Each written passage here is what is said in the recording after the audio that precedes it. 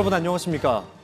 오늘 아침 부산 황령터널 안에서 차량 화재로 차들이 멈춰서는 일이 발생했습니다. 네, 시민 수십 명이 긴급 대피했고 출근길 극심한 정체가 빚어졌습니다. 하영광 기자가 취재했습니다. 아침 출근길인 오전 7시 50분. 부산 황령터널 안에서 한 차량이 연기를 뿜으며 달리다 앞 차량을 들이받습니다. 차량 엔진룸에서 불길이 치솟기 시작합니다. 터널 안은 금세 희뿌연 연기로 뒤덮입니다. 출근하던 시민들은 차량을 버리고 연기를 피해 긴급 대피합니다. 부산의 동서를 잇는 유일한 길인 황령터널이 화재로 묶이면서 보시는 것처럼 2시간여 동안 극심한 교통 혼잡이 이어졌습니다.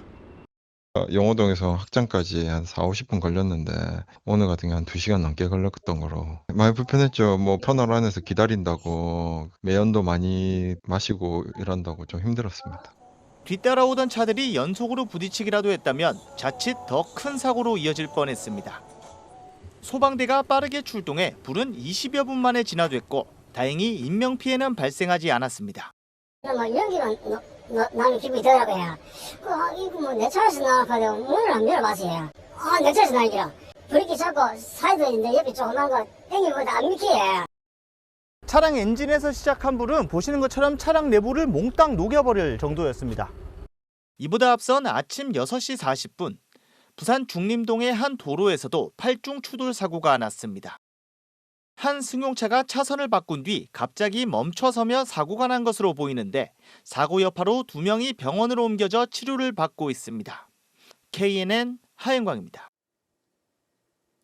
네, 요즘 롯데 자이언츠 팬분들 야구 불맛 나시죠? 롯데는 최근 선수들의 안타까운 부상으로 백업에 백업까지 등장하는 이른바 잇몸 야구를 하고 있는데 결과는 4연승을 기록할 정도인데다 내용마저 알찬데요. 이제 롯데는 어느덧 1위를 넘봅니다. 이민재 기자가 보도합니다. 7회 초 삼성 라이온즈에 6대3으로 뒤진 롯데 자이언츠. 세 번째 투수 윤성빈이 마운드에 올라 최고 구속 158km의 직구를 앞세워 삼성의 타선을 3자 범퇴로 깔끔하게 잠재웁니다. 몸쪽 패스트볼 3진! 154의 패스트볼! 윤성빈마저도 살아나면 롯데 진짜 투수 왕국이 됩니다. 이어지는 7회 말 잠자던 롯데의 방망이마저 불을 뿜습니다. 삼성의 필승조 김태훈, 김재윤을 상대로 6점을 뽑아내며 단숨에 역전에 성공한 겁니다. 1대6으로 뒤지던 상황에서 차례로 마운드에 나서 무실점으로 틀어막은 홍민기, 윤성빈 두 투수의 맹활약이 컸습니다. 믿기지가 않고 너무 기분 좋은 것 같습니다. 너무 많이 응원들 해주셔서 그 마음이 뭔가 7회에 다 담긴 것 같았습니다. 야구 팬들은 최근 롯데 자이언츠의 야구를 잇몸 야구라고 표현합니다. 이가 없으면 잇몸으로 하는 야구라는 뜻인데 주전 선수들의 부상으로 등장한 백업, 나아가 백업의 백업 선수들까지 맹활약을 펼치는 데 대한 경이로움을 설명한 것입니다. 윤동희, 황성빈, 나승엽 등의 줄부상을 김태형 감독은 2군 선수들을 과감히 기용하는 것으로 대응했고 김동혁, 한태양, 박재엽 등이 주전의 빈자리를 제대로 메꿨습니다. 전준우, 김민성, 정훈 등 베테랑들도 맹활약하며 완벽한 신구 조화를 이뤘습니다.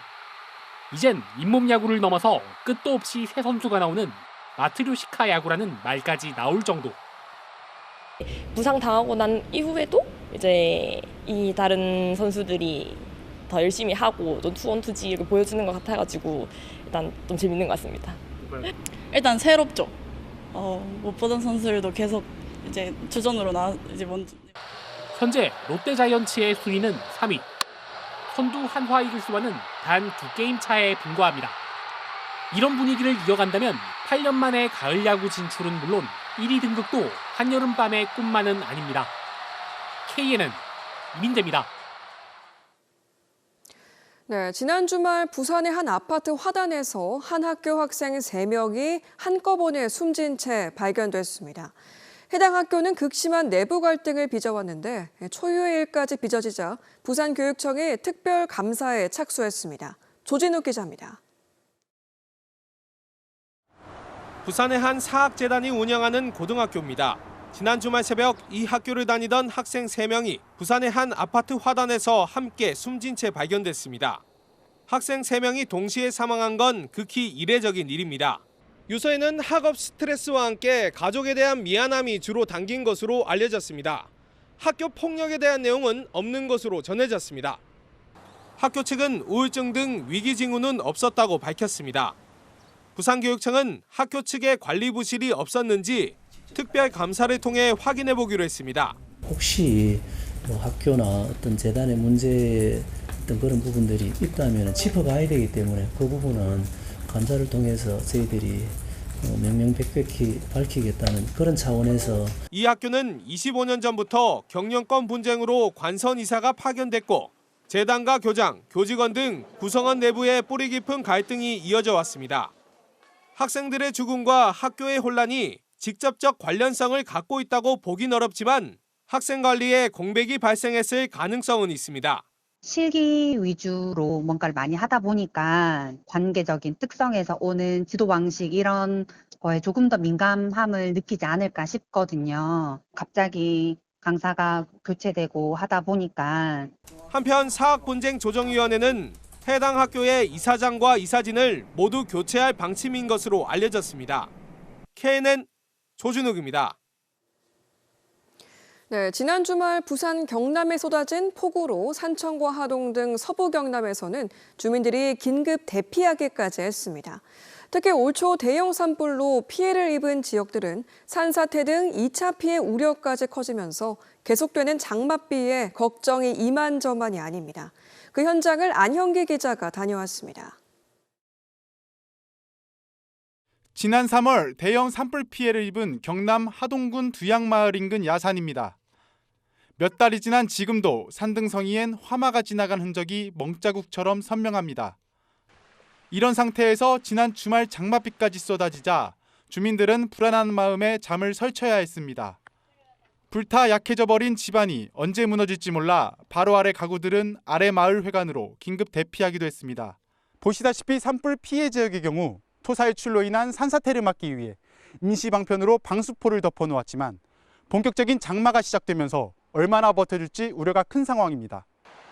지난 주말 하동뿐 아니라 인근 산청 등 서부 경남에서만 호우주의보로 주민 50여 명이 대피소로 몸을 피했습니다. 비만 오면 잠을 못 자지요. 산불 영향이 있어요. 나무가 물하면 바르면 비만 조금 왔다 크면 쏟아지는데. 그러니까 되게 좀 겁이 나. 이게 참 위험한 지역이라요.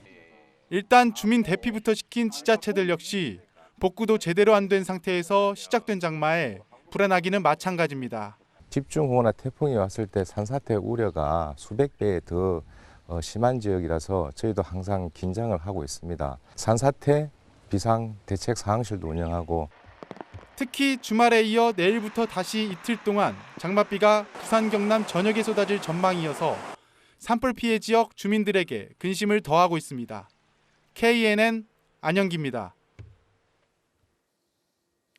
부산 유일의 더불어민주당 국회의원인 삼선의 전재수 의원이 이재명 정부 초대 해수부 장관 후보자로 지명됐습니다. 앞으로 정부가 해수부 이전에 속도를 낼 것이라는 관측이 나오고 있습니다. 이 소식은 김민욱 기자가 보도합니다. 이재명 정부의 초대 해수부 장관에 부산 북구갑 전재수 더불어민주당 국회의원이 지명됐습니다.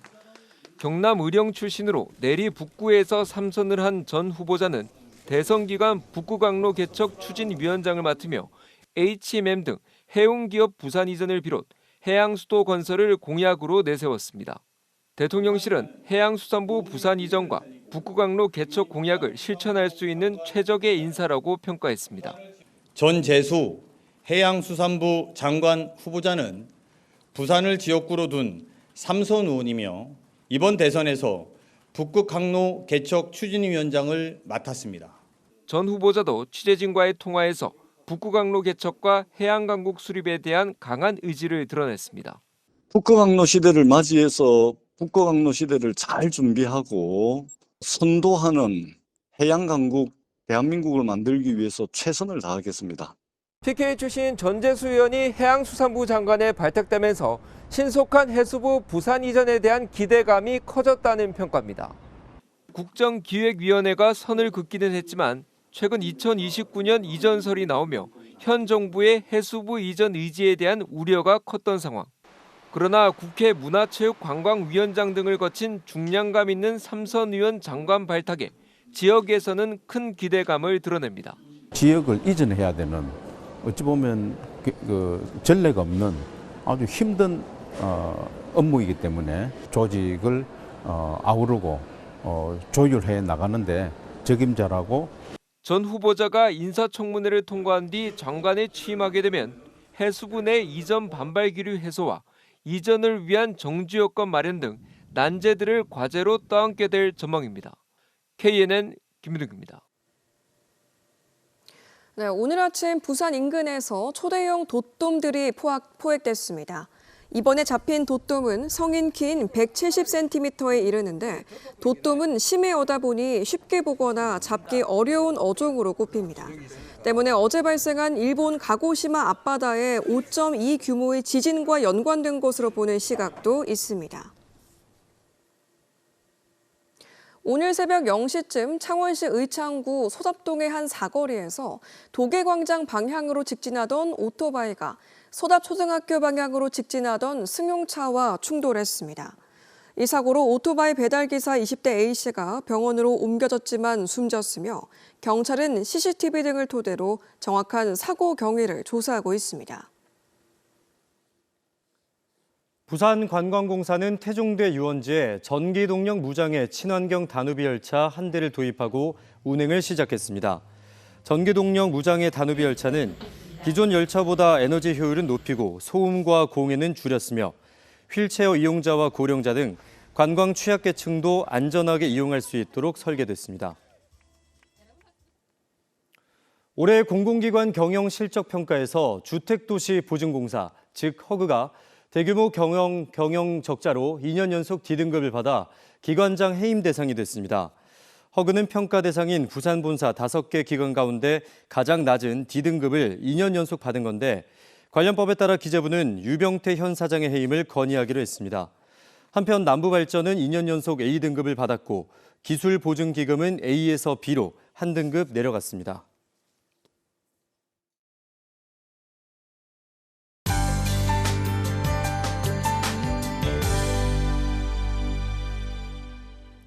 네, 오늘 많이 더우셨죠? 내일은 다시 비 소식이 있겠습니다.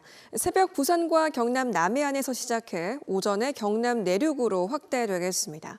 예상 강수량은 20에서 60mm 전망되고 있습니다.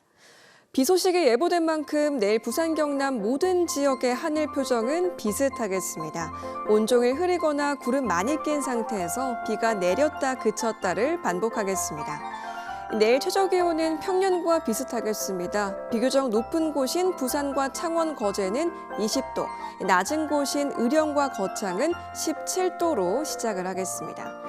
하루 종일 비가 내리면서 한낮 기온도 끌어내리겠습니다. 부산은 24도, 하동은 22도, 남해 23도의 분포 보이겠는데요. 외출 전 우산과 함께 얇은 겉옷을 챙기시는 게 좋겠습니다. 비는 수요일까지 이어지겠습니다. 대부분 이른 새벽에 그치겠지만 경남 북서 내륙은 오후에도 이어지겠습니다. 비가 그친 주 후반에는 대체로 흐리겠습니다.